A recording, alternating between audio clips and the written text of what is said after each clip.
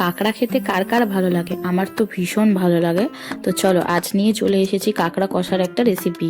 তো দেখো, প্রথমে আমি বাজারে গেছিলাম মাছ কিনতে, কিন্তু দেখলাম ভালোই কাঁকড়া পাওয়া যাচ্ছে, তো আমি কাঁকড়া নিয়ে চলে এসেছি। কাঁকড়াগুলো আমি ছাড়িয়ে এনেছিলাম, মা জাস্ট খিলুগুলোকে বার করে আলাদা রেখে দিচ্ছে এবং কাঁকড়াগুলোকে ধুয়ে পরিষ্কার করে নিয়েছে। তো পরিষ্কার করে নেওয়ার পরে দেখো, আমাদের একটা পেস্ট তৈরি করে নিতে হবে, যার মধ্যে দেখো পেঁয়াজ, আদা, রসুন এবং লঙ্কা, সেটিকে পেস্ট করে নিতে হবে এবং কিছু কুচো পেঁয়াজ যেগুলোকে ভাজার জন্য আলাদা রাখতে হবে।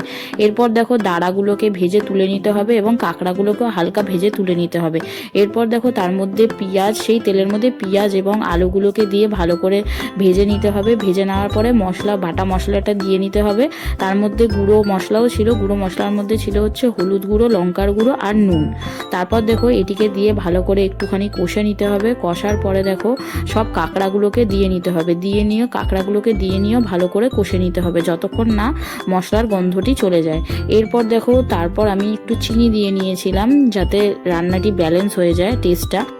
এরপর হালকা নেড়ে ছেড়ে তার মধ্যে সেদ্ধ হবার মতো জল দিয়ে দিতে হবে যাতে আলুগুলো সেদ্ধ হয়ে যায় এবং কাঁকড়াগুলোও সেদ্ধ হয়ে যায়।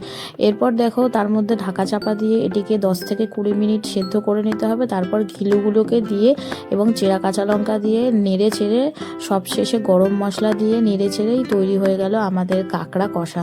তো তোমাদের ভিডিওটি কেমন লাগলো?